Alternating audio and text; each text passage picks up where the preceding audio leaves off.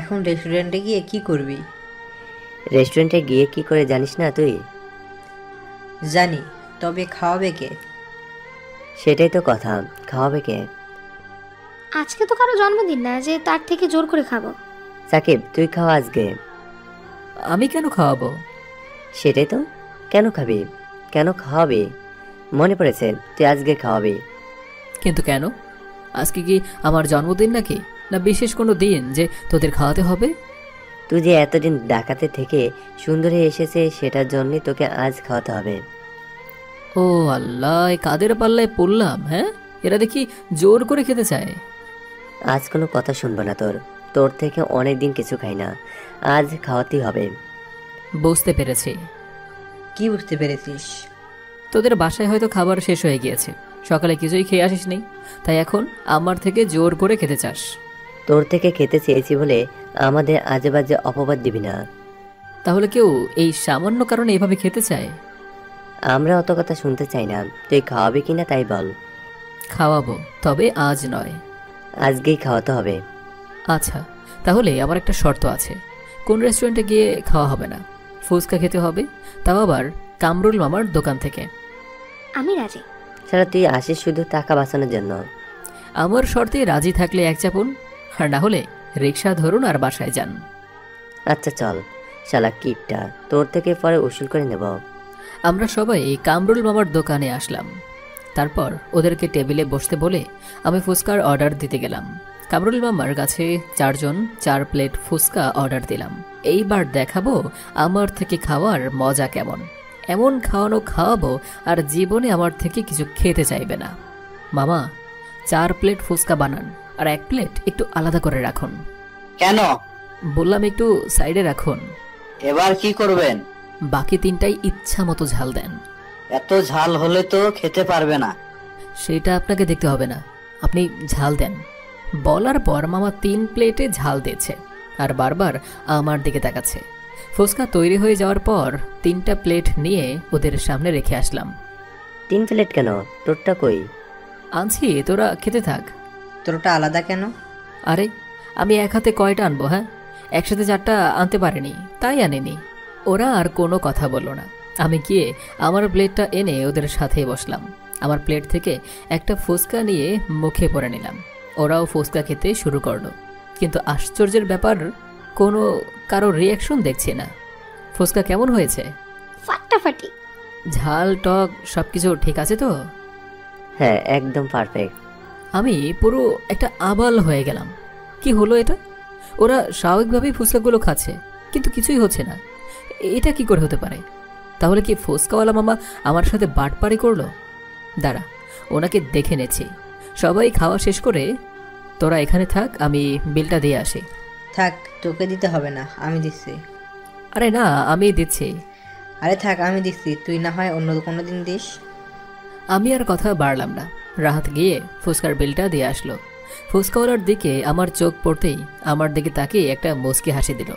বুঝলাম না এরকম কেন করলো। যাই হোক, ওনার ব্যাপারটা পরে দেখা যাবে।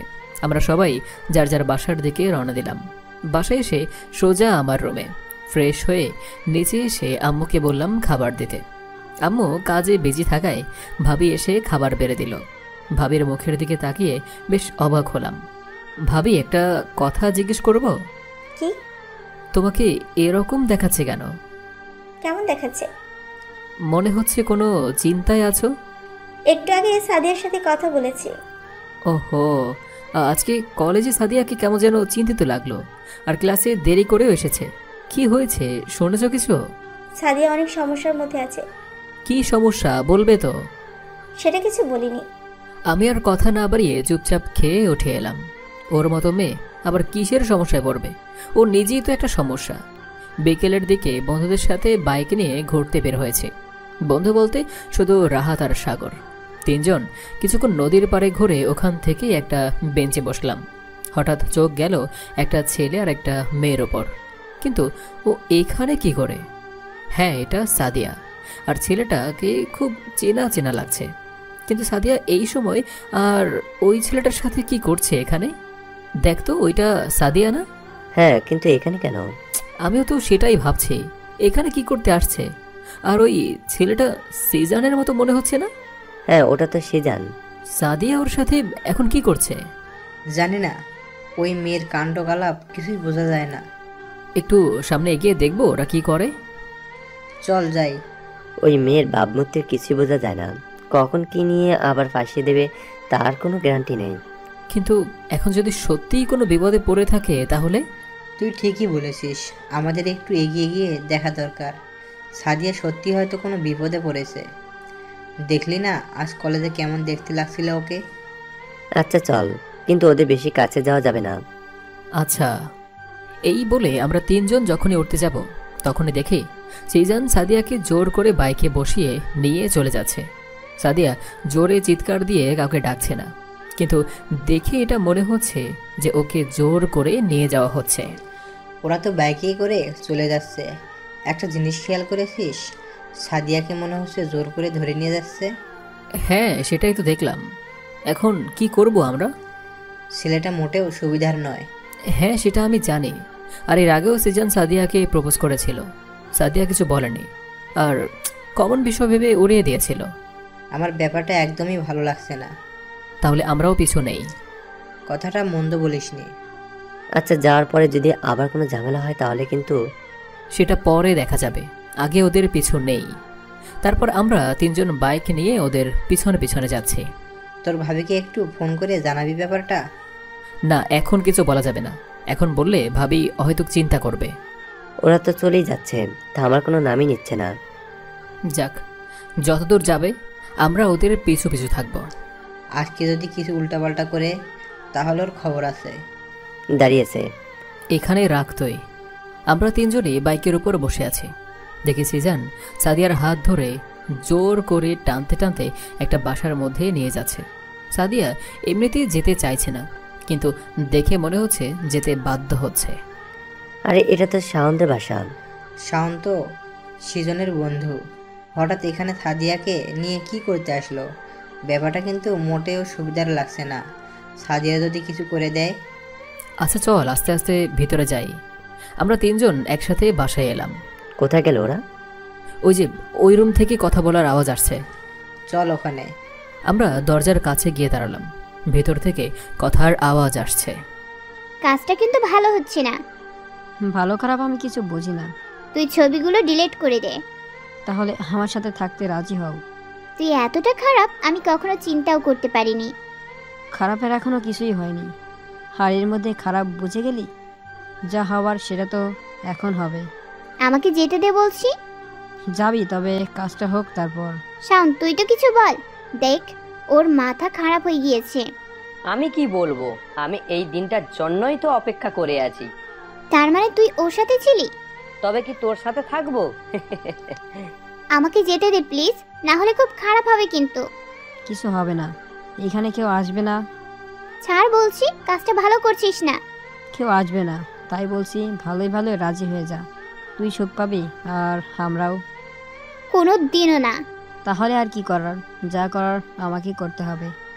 আমাকে ছাড় বলছি। হঠাৎ ভেতর থেকে একটা থাপ্পড়ের আওয়াজ এলো। আমাকে থাপ্পড় মারলি? তবে রে শাওন, ধর ওকে। সাগর, আর হয়তো দেরি করা ঠিক হবে না। ঠিকই বলেছিস, কি করবি এখন? দরজাটা ভেঙে ফেলি দ্রুত। তিনজন মিলে দরজাতে জোরে লাথি মারার কারণে দরজার লকটা ভেঙে খুলে গেল। ভিতরে গিয়ে দেখি শাওন সাদিয়ার হাত চেপে ধরে রেখেছে, আর সিজান ওর গায়ের ওপর। গিয়ে সিজানকে সজোরে এক লাথি দিয়ে নিচে ফেলে দিলাম। আমরা হঠাৎ করে ভিতরে ঢোকাতে সিজান আর শাওন অনেকটাই ভয়ে কাবু হয়ে গিয়েছে। সাগর আর রাহাত গিয়েই ওদের মারধর করা শুরু করে দিল। আমি সাদিয়াকে উঠিয়ে ওর গায়ে কাপড় টেনে দেই। অলরেডি সাগর আর রাহাতের মায়ের ওদের নাক মুখ দিয়ে একদম রক্ত বেরোতে শুরু করেছে। আমি গিয়ে সিজানের পেট বরাবর একটা লাথি মেরে দিলাম। সিজান পিছিয়ে গিয়ে দেয়ালের সাথে বেঁধে মেঝেতে পড়ে গেল। তারপর পকেট থেকে ফোনটা বের করে ভাইয়ার বন্ধুকে ফোন দিতে যাচ্ছে, তখনই সাদিয়া এসে আমার হাত ধরে নিল। প্লিজ আমার বাসায় কিছু জানাস না। তোর বাসায় জানাচ্ছি না। তাহলে আপুকেও বলিস না। হাতটা ছাড়। এক ঝটকায় সাদিয়ার হাত ছাড়িয়ে নিয়ে ভাইয়ার বন্ধুদেরকে বললাম এখানে আসতে। সাদিয়া এক কোনায় দাঁড়িয়ে কান্না করছে। আমার রাগ কোনোভাবেই কন্ট্রোল করতে পারছি না। এভাবেই সিজানকে আরেকটা লাথি মেরে দিলাম, আর শাওনকে এক পাশে বসিয়ে রেখে আমরা ওখানেই দাঁড়িয়ে আছি। একটু পরেই ভাইয়ার বন্ধুরা কয়েকজন আসলো। ওনাদেরকে সব কিছুই খুলে বললাম। সব কিছু শুনে বলল আমাদের ওখান থেকে চলে আসতে, বাকিটা ওনারাই দেখে নেবে। আমি, সাগর, রাহাত আর সাদিয়াকে নিয়ে বাইরে বেরিয়ে আসি। পকেট থেকে ফোনটা বের করে ভাবিকে ফোন দেই। ভাবি। অমনি সাদিয়া আমার হাত থেকে ফোনটা কেড়ে নিয়ে কল কেটে দিল। কেটে দিলি কেন? প্লিজ আপুকে এই বিষয়ে কিছু বলিস না। কেন বলবো না? নিজে যখন ছেলেদের সাথে মিশিস তখন তো কিছু মনে করিসনি যে তোর বাসায় জানলে কি হবে। ওরা আমাকে এটা করতে বাধ্য করেছে। আমি মানছি যে আমার ওদের সাথে মেলামেশা করাটা ঠিক হয়নি, কিন্তু ওরা যে আমার সাথে এমনটা করার চেষ্টা করবে এটা কল্পনাও করতে পারিনি। আমিও সেদিন কল্পনা করতে পেরেছিলাম না যে তুই আমার সাথে এরকম কিছু একটা করবি। কথাটা বলার সাথে সাথেই সাদিয়া মাথা নিচু করে কান্না শুরু করে দিল। আরে রাখ তোর কান্না। আরে কি হয়েছে সেটা তো আগে ভালো করে শুনবি। কি হয়েছে বলতো? এর আগে সিজান আমাকে জোর করে ড্রিঙ্কস করায়, আর সেই দিন আমার অজান্তেই কিছু ছবি তোলে। তারপর থেকে সেইগুলো নিয়ে আমাকে ব্ল্যাকমেল করে, বলে যে ওর সাথে সময় কাটাতে হবে। আমি রাজি না হওয়ায় আমার বাবা মাকে কিছু করার হুমকি দেয়, যার কারণে আমি অনেক ভয় পেয়ে যাই। সাদিয়া ফুপিয়ে ফুপিয়ে কান্না করছে।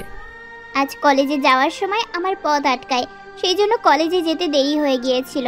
আর বিকেলে আমাকে ফোন করে জোর করে বাসা থেকে বের হয়ে আসতে বলে নদীর পাড়ে। ওখান থেকে আমার আবার ওই ছবিগুলো দেখিয়ে জোর করে শাওনের বাসায় আসার জন্য রাজি না হওয়াতে জোর করে এখানে নিয়ে আসে। এটুকু বলেই সাদিয়া কান্না করে দেয়। সাগরকে ডেকে নিয়ে আবার ভিতরে এলাম। সিজনের থেকে ফোনটা নিয়ে দেখি সাদিয়ার কয়েকটা ছবি ওর ফোনে। শুধু সাদিয়ার না, আরও অনেক মেয়ের আপত্তিকর ছবি আছে ওর ওখানে। যতগুলো ছবি আছে সব পার্মানেন্টলি ডিলিট করে ফোনটা একটা আছাড় দিয়ে খণ্ড খণ্ড করে দিয়েছি। ঠাস! হঠাৎ থাপ্পড়ের শব্দ শুনেই পিছনে তাকিয়ে দেখি সিজান মুখে হাত দিয়ে দাঁড়িয়ে আছে, আর সাদিয়া ওর দিকে তাকিয়ে আছে অগ্নি দৃষ্টি নিয়ে। আমার আর কিছুই বুঝতে বাকি রইল না যে ঘটনাটা কি ঘটিয়েছে। তারপর সাদিয়াকে আটকে ওকে নিয়ে রুমের বাইরে চলে গেলাম। ওখানে থাকলে হয়তো সিজানের গালটা একদম থেতো করে দেবে। আর বড় ভাইদেরও বললাম ও যেন এরকম কাজ আর কখনো না করে, এটার সাহস যেন আর কখনো না পায়। এই বলে শাওনদের বাসা থেকে বেরিয়ে এলাম। সন্ধ্যায় লেগে যাচ্ছে, সাদিয়াকে বাসায় পৌঁছাতে হবে। সাগরকে বাইকে নিয়ে আগেই পাঠিয়ে দিলাম। তারপর আমি, রাহাত আর সাদিয়া একটা অটোতে উঠে সোজা সাদিয়াদের বাসার দিকে রওনা দিলাম। আধা ঘন্টার মতো সময় লাগলো সাদিয়াদের বাসায় পৌঁছাতে। সাদিয়া সারাটা পথ কান্না করতে করতে এসেছে। ওদের বাসার সামনে দাঁড়াতেই সাদিয়াকে নামিয়ে দেই। সাদিয়া অটো থেকে নেমে মাথা নিচু করে দাঁড়িয়ে আছে, হয়তো কিছু বলতে চাচ্ছে। যা, বাসার ভেতরে যা, আর ভয় পাওয়ার কোনো দরকার নেই, ঠিক আছে? এই বিষয়টা কাউকেই বলবো না। সাদিয়া এক দৌড়ে বাসার ভেতরে চলে গেল। আমরাও আমাদের বাসায় চলে আসলাম। বাসায় এসে বেল দিতেই আম্মু এসে দরজা খুলে দিল। আসতে এত দেরি হলো কেন আজকে? একটা কাজে গিয়েছিলাম। তোর ভাবি বলল যে একবার ফোন দিয়ে কথা না বলেই কেটে দিয়েছিস, আর ফোন দিস নাই। এমনি ভুলে ফোন চলে এসেছিল। যা, রুমে গিয়ে ফ্রেশ হয়ে পড়তে বস। আমি রুমে এসে ফ্রেশ হয়ে পড়তে লাগলাম। তারপর পড়া শেষ করে রাতের খাবার খেয়ে আর দেরি না করে তাড়াতাড়ি করে ঘুমিয়ে পড়লাম। পরের দিন সকালে ঘুম থেকে উঠে ফ্রেশ হয়ে নিচে আসলাম। খুব বেশি কথা না বলে খাবার খেয়ে রুমে এসে কলেজের জন্য তৈরি হয়েই সাগরকে ফোন দেই। তারপর কলেজে এসে দেখি রাহাত আর মিথিলা বসে আছে। আমিও ওদের কাছে গিয়ে বসলাম। সাগর এখনো আসেনি? এসেছে। কোথায়? দেখতে পাচ্ছি না তো। ওইদিকে গেল যেন কোথায়। সাদিয়ার কাল কি হয়েছিল রে? কেন, তুই শুনিসনি? না বললে শুনবো কি করে? রাহাতকে বললাম কিন্তু কিছুই বলেনি। মিথিলাকে সব কিছু খুলে বললাম। ঠিকই হয়েছে, যেমন কর্ম তেমন ফল। তোকে সেদিনই এটা নিয়ে মিথ্যা অপবাদ দিয়ে বাড়ি ছাড়া করেছিল, আর কাল সেটা নিয়ে বিপদে পড়েছে। এখন ওসব কথা বাদ দে। আজ সাদিয়াকে দেখছি না, আসেনি মনে হচ্ছে। কালকের ঘটনার পর মনে হয় না আজ কলেজে আসবে। হয়তো। যে শিক্ষা পেয়েছে আর দ্বিতীয়বার অন্যায় করার সাহস পাবে না। কিরে, তোরা এখানে বসে আছিস? কোথায় গিয়েছিলে তুই? একটু কাজ ছিল তাই। এখানে থেকে আর কি করব, তাহলে ক্লাসের দিকেই যাই। সবাই একসাথে ক্লাসের দিকে আসছি। ক্লাসে এসেই তো পুরো হতভম্ব হয়ে গেলাম, কারণ ক্লাসে সাদিয়া বসে আছে আর বারবার আমাদের দিকে আর চোখে তাকাচ্ছে। ওই দেখ, সাদিয়া ক্লাসে বসে আছে। দেখেছে, সেই জন্যই ওকে বাইরে দেখতে পেলাম না। চল গিয়ে সিটে বসে। আজ একদম চুপচাপ বসে আছে, দেখেছিস? চুপ থাকবে না তো কি করবে? হয়েছে, এখন চুপ থাক তোরা। একটু পর স্যার ক্লাসে আসলো। একে একে সবগুলো ক্লাস করে বাইরে বের হলাম। সাদিয়াও আমাদের পিছু পিছু আসছে। আমরা ক্লাস ছেড়ে অনেকটা দূরে হেঁটে হেঁটে চলে এসেছি, কিন্তু তবুও সাদিয়া আমাদের পিছনেই আছে। ওই দেখ, সাদিয়া আমাদের পিছু পিছু আসছে। কথা বলিস না, চুপচাপ সামনে তাকিয়ে হাঁটতে থাক। আমরা আর পিছনে না তাকিয়ে সোজা হেঁটে গেটের বাইরে চলে এলাম। দেরি না করে যার যার মতো সবাই বাসার দিকে রওনা দিলাম। বিকেলের দিকে বাইরে আর কোথাও গেলাম না, বাসার ছাদে বসে বিকেলটা কাটিয়ে দিলাম। সন্ধ্যার দিকে ছাদ থেকে নেমে রুমে এসে হাত মুখ ধুয়ে পড়তে বসলাম। এভাবেই বেশ কয়েকটা দিন পার হয়ে গেল।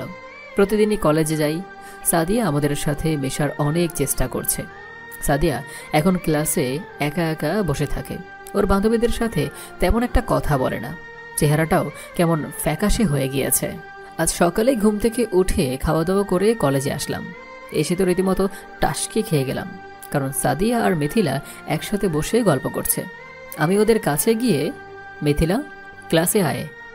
যেতে থাক, আমি আসছি। একটু কথা আছে, তাড়াতাড়ি আয়। আমি আর ওখানে দাঁড়িয়ে না থেকে সোজা ক্লাসের দিকে চলে আসার জন্য পা বাড়ালাম। ওখানে সাদিয়া থাকার জন্য আমি যে চলে এসেছি সেটা মিথিলা আর সাদিয়া দুজনেই বোঝাছে। আমি ক্লাসে আসার কিছুক্ষণের মধ্যেই মিথিলাও চলে এলো।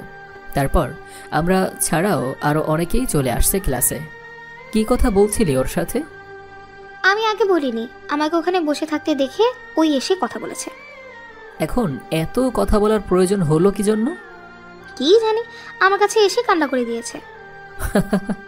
ওর কান্না করা আর কুমিরের কান্না করা একই কথা।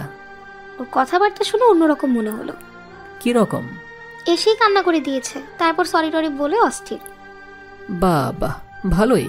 তারপর বললো যে আমি বুঝতে পারিনি, আমার ভুল হয়েছে, ব্লা ব্লা ব্লা এসব। এখন বিপদে পড়েছে তাই।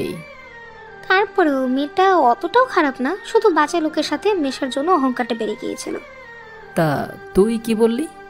আমি আর কি বলবো, ও এসে বললো যে আমি আবার আগের মতো হতে চাই। আগের মতো হতে চাই মানে? আরে আগের মতো অহংকারী নয়, আমার সাথে আগের মতো বন্ধুত্ব করতে চায়। ও তাই বল। আমি ভাবলাম আবার আগের মতো দজ্জাল হতে চায়। সাগর আর রাহাত আসেনি? না, এখনো আসেনি। ওরা আবার কয়টা বাজে আসবে? বলি যে একটু আগে আগে আসতে, তাও দেরি করে। ওই দেখ, সাদিয়া ক্লাসে ঢুকেছে। ক্লাসে ঢুকেছে তো আমি কি করব? এমনি বললাম। সাদিয়া সোজা আমাদের কাছে এসেই, মিথিলা একটু শুনবি এদিকে? কিছু বলবি? হ্যাঁ, এইদিকে আয় একটু। আচ্ছা সাকিব, তুই থাক, আসছি আমি। আমি বাইরে যাচ্ছি। মুখে একটা বিরক্তিকর ছাপ নিয়ে বললাম। আমি আর ওখানে না থেকে সোজা বাইরে বেরিয়ে গেলাম। আমি বাইরে বের হওয়ার আগ পর্যন্ত সাদিয়া আমার দিকে তাকিয়েছিল। সাদিয়া ব্যাপারটা বুঝেছে যে আমি বাইরে চলে এসেছি কেন। বল, ডাকলি কেন? সাকিব তোকে কি বললো? কই কিছু না তো। রাগ করেছে তোর সাথে, তাই না? রাগ করবে কেন? আমার সাথে কথা বলেছিস বলে? আরে না, কিছুই বলেনি। আমি মানছি যে আমি আগে অবুঝ ছিলাম, না বুঝে ভুল করে ফেলেছি। সেটা আমরা বুঝতে পেরেছি। প্লিজ আমাকে ক্ষমা করে দে। আরে সমস্যা নেই, আমি সব ভুলে গিয়েছি। আমি জানি যে আমি ভুল করেছি, অনেক বড় ভুল করেছি। এই ভুলের ক্ষমা পাওয়ার মতো যোগ্য আমি নই। আরে বললাম তো কিছু মনে করিনি। তুই মনে না করলেও সাকিবের সাথে যেটা করেছি তার জন্য ও আমাকে কখনোই ক্ষমা করবে না। চিন্তা করিস না, সব ঠিক হয়ে যাবে। একটা কাজ করতে পারবি? কি কাজ? আমাকে একটু সাকিবের সাথে কথা বলিয়ে দিতে পারবি? আমি হয়তো ওকে বলতে পারবো তোর কথা, কিন্তু ও কথা বলার জন্য রাজি হবে কিনা সেটা বলতে পারবো না। প্লিজ একটু ব্যবস্থা করে দে। আচ্ছা আমি ওকে বলবো, কিন্তু সাকিব আর আগের মতো নেই। ওর ভাবমূর্তি সম্পূর্ণ পরিবর্তন হয়ে গিয়েছে। হ্যাঁ আমি বুঝতে পেরেছি সেটা। এখন তোর সাথে কথা বলবে কিনা সেটাই ভাবার বিষয়। শুধু ওকে একবার সরি বলার সুযোগ করে দে প্লিজ। আচ্ছা আমি দেখছি। আমি সত্যি বলছি, আমি ওর সাথে যা করেছি সব জেদের বশে ওর থেকে প্রতিশোধ নেওয়ার নেশায় করেছি। আমি বুঝতে পেরেছি ব্যাপারটা। শুধু একবার কথা বলিয়ে দে ওর সাথে, চেষ্টা করে দেখ যদি কোনোভাবে কথা বলিয়ে দিতে পারিস। আচ্ছা। এইদিকে আমি ক্লাস থেকে বের হয়ে হাঁটতে হাঁটতে দেখি সাগর আর রাহাত কলেজে ঢুকছে। আমি ওদের কাছে গিয়ে একসাথে আবার ক্লাসের দিকে এগোতে লাগলাম। আমরা তিনজন একসাথে কথা বলতে বলতে ক্লাসে আসি। দেখি সাদিয়া অসহায়ের মতো আমাদের দিকে তাকিয়ে আছে। আমি সেদিকে খেয়াল না করে সোজা আমাদের জায়গায় গিয়ে বসলাম। কিছুই হয়নি এমন একটা ভাব নিয়ে আমরা বন্ধুরা কয়েকজন কথা বলছি। একটু পরেই স্যার ক্লাসে শুরু করে দিল। তারপর ক্লাসের মাঝেও সাদিয়ার দিকে চোখ পড়তেই দেখি তাকিয়ে আছে আমার দিকে। যাই হোক, এটা একটু ভাবার বিষয়। একে একে সবগুলো ক্লাস করে বাইরে এলাম। সাকিব, একটু দাঁড়া। কেন? সাদিয়া তোর সাথে কথা বলতে চাই একটু। আমার কাজ আছে, আমাকে যেতে হবে। একটু কথা বলবে? আমার সময় নেই একদম, বাসায় যাব। আর থাক, কাল আবার দেখা হবে। এই বলে আমি আর ওখানে না দাঁড়িয়ে সোজা বাসার দিকে চলে এলাম। দেখলি তো কি? দেখলাম। এখন কি করবি? কি আর করব, বাসায় যাব। আচ্ছা যা তাহলে, কালকে দেখা হবে। আচ্ছা। সবাই যার যার বাসার দিকে চলে গেল। এদিকে আমি বাসায় এসে ফ্রেশ হয়ে খাবার খেতে বসেছি। ভাবি এসে খাবার বেড়ে দিল। আজ ভাবিকে কেমন চিন্তিত দেখাচ্ছে। ভাবি, আজকে আবার কি হয়েছে? কই কি হয়েছে? তোমাকে চিন্তিত দেখাচ্ছে কেন? আমাদের বাসায় কথা বলছি, আব্বুর শরীর খারাপ তাই। আর সাদিয়াও বাসা ঠিকমতো খাওয়া দাওয়া করে না। কি হয়েছে বা কোনো সমস্যা হয়েছে কিনা কিছুই বলে না। তাহলে একদিন বাসায় গিয়ে থেকে আসো। তোর ভাইয়াকে বলেছি আজ বিকেলে নিয়ে যাবে। ও, তাহলে তো ভালোই হয়। তুই কি যাবি আমাদের সাথে? না, আমার কাজ আছে, যেতে পারবো না। তুই এখানে কখন আসলি? একটু আগে। এত সকালে কি মনে করে? রাহাত তোর কাছে কিছু বলেছে? কই, কিছু বলেনি তো। মিথ্যা বলবি না। মিথ্যা বলছি কোথায়? সত্যি রাহাত আমাকে কিছুই বলেনি। কেন, কি হয়েছে? কাল রাতে সত্যি তোকে কিছু বলেনি? না, কি হয়েছে সেটা তো বলবি। না তেমন কিছু না। কিছু তো একটা হয়েছে, না হলে এত সকালে আমার কাছে আসতে না। আজ কলেজে যাবি নাকি? কলেজে তো যেতেই হবে। তাহলে কলেজে দেখা হচ্ছে। আরে কি হয়েছে সেটা তো বলে যা। কিছু না, আমি গেলাম, তুই তাড়াতাড়ি আসিস। আরে ধুর, কি হয়েছে সেটা বল না, শুধু যাই যাই করছে। কলেজে আয়, তারপর বলবো। মিথিলা আর কিছু না বলে চলে গেল। ব্যাপারটা আমার মাথায় খেলছে না। হঠাৎ এত সকালে মিথিলা আমার কাছে কেন আসবে? কিছু তো একটা হয়েছে। যাই হোক, কলেজে গেলেই সবকিছু জানতে পারবো। উঠে ফ্রেশ হয়ে এসে খাবার খেয়ে নিলাম। তারপর তৈরি হয়ে আম্মুকে বলে কলেজে চলে আসি। কলেজে আসার কিছুক্ষণের মধ্যেই একে একে সব বন্ধুরাই এক হয়ে গেলাম। কিন্তু মিথিলা এখনো আসেনি। মিথিলা এখনো আসেনি? না, আসবে হয়তো এখনই। আজ একটা ব্যাপার বুঝতে পারলাম না। আমি ঘুম থেকে উঠেই দেখি মিথিলা আমাদের বাসায়। কি বলিস? হ্যাঁ, সত্যি বলছি। কিসের জন্য গিয়েছিল? আমাকে কিছুই বলেনি, শুধু রাহাতের কথা বলল। ওহো, রাহাত, তোর সাথে কথা আছে। কি? মিথিলার সাথে তোর কি হয়েছে? কই কিছু না তো। শালা, আমাদেরকেও মিথ্যা বলবি? তোর আর মিথিলার মাঝে কিছু একটা হয়েছে, না হলে অত সকালে মিথিলা আমাদের বাসায় যাবে কেন? না রে, কিছু হয়নি। আমাদেরকেও বলতে ভয় পাচ্ছিস? আরে সেটা না। থাক, বলতে হবে না। রাগ করিস না প্লিজ। বলছি, কাল রাতে আমি মিথিলাকে প্রপোজ করেছি। কিরে মামা, তুই দেখি প্রেমের পাল্লা পড়ে গেছিস। মামার ফুল ফুটেছে। এই জন্যই তোদের কাছে বলতে চাইনি। আরে রাগ করিস কেন, আমরা তো তোর বন্ধু, তাই মজা করছি একটু। আমি এখন মজা করার মুডে নেই। আচ্ছা হয়েছে, বাদ দিলাম, কিন্তু বিষয়টা তো খুলে বল, কিভাবে কি হলো? আমার আগে থেকেই মিথিলাকে ভালো লাগতো, এখনও ভালো লাগে। এই ভালো লাগা থেকে কখন ভালোবেসে ফেলেছি সেটা উপরওয়ালা ছাড়া কেউ বলতে পারবে না। ভালোবাসিস সেটা ভালো কথা, কিন্তু সমস্যাটা হলো কোথায়? আমাদের পরীক্ষার আর কয়েকটা দিন বাকি আছে, মানে সময়টা খুবই কম। পরীক্ষা শেষ হলে হয়তো কে কোথায় চলে যাবে জানি না। যদিও সবাই একই জায়গায় এডমিশন নিতে যাচ্ছি, কিন্তু কোন কারণে সবাই এক জায়গায় নাও থাকতে পারি। সেটা ঠিক বলেছিস। আগে কথাটা শুনে নে। হ্যাঁ বল তুই। আমি ভাবলাম মিথিলাকে কথাটা জানানো দরকার, তারপর যা করার করবে। এটা ভেবেই কাল রাতে মিথিলাকে চ্যাটিংয়ে প্রপোজ করেছি। তারপর আর কি, মিথিলা রেগে বেগে অস্থির, এখন আমার মেসেজ সিন করছে না। তা এর জন্য মিথিলা আমার কাছে আসবে কেন? এর মাঝে আমি কোথা থেকে এলাম?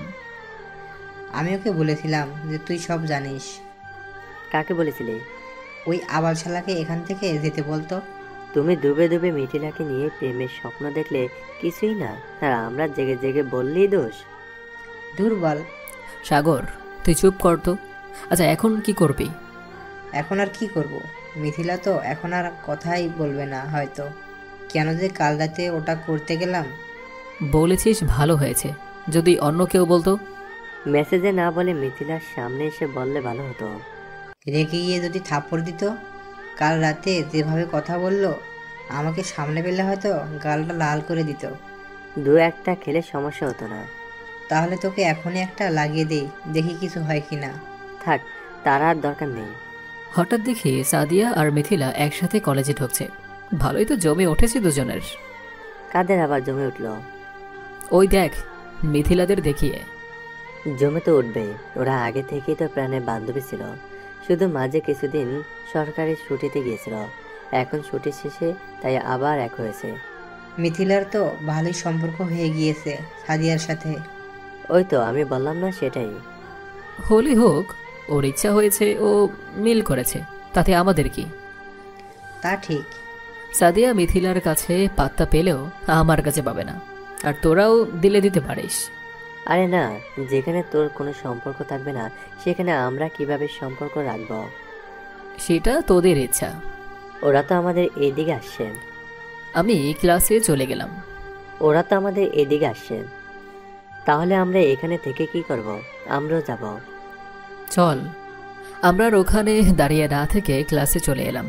আমরা আসার সাথে সাথেই মিথিলা আর সাদিয়াও ক্লাসে ঢুকলো। সেদিকে খেয়াল না করে আমরা নিজেদের মতোই গল্প করছি। কিরে, চলে আসলি কেন ওখান থেকে? ক্লাসের সময় হয়ে যাচ্ছিল, তাই চলে এসেছে। ক্লাস শুরু হতে এখনো দেরি আছে। খুব বেশি সময় নেই। আমি তোদের ওখানে দেখি তোদের কাছে আসছিলাম, আর তোরা কিছু না বলেই চলে আসলি। তুই তো তোর বান্ধবীর সাথে কথা বলতেই আসছিলে। আমি বান্ধবীর সাথে থাকলেই কি তোদের চলে আসতে হবে? আমার ওখানে থাকার প্রয়োজন মনে হয়নি, তাই চলে এসেছি। যা, তোর বান্ধবী দাঁড়িয়ে আছে। মিথিলা আর কিছুই বলল না। ও আর সাদিয়া গিয়ে একসাথেই বসলো। ক্লাসের সময় হওয়াতে স্যার এসে ক্লাস নিতে শুরু করে দিল। তারপর ক্লাস চলাকালীন হঠাৎ একটা কাগজ মোড়ানো আমার হাতের উপর এসে পড়ে। হঠাৎ করেই হাতের ওপর এসে পড়াতে একটু চমকে উঠেছি। এদিক সেদিক তাকিয়ে কাউকে সেরকম মনে হলো না, কিন্তু সাদিয়া আমার দিকে তাকিয়ে আছে। আমি ওর দিকে তাকাতেই হাত দিয়ে কান ধরে ইশারায় বোঝাতে চাইল সরি। ব্যাপারটা বেশ বিরক্তকর লাগলো। কাগজটা নিয়ে সোজা পায়ের নিচে চাপা দিলাম, আবার ক্লাসের দিকে মন দিলাম। একে একে সবগুলো ক্লাস শেষ করে সবাই একসাথে বাইরে বের হচ্ছে।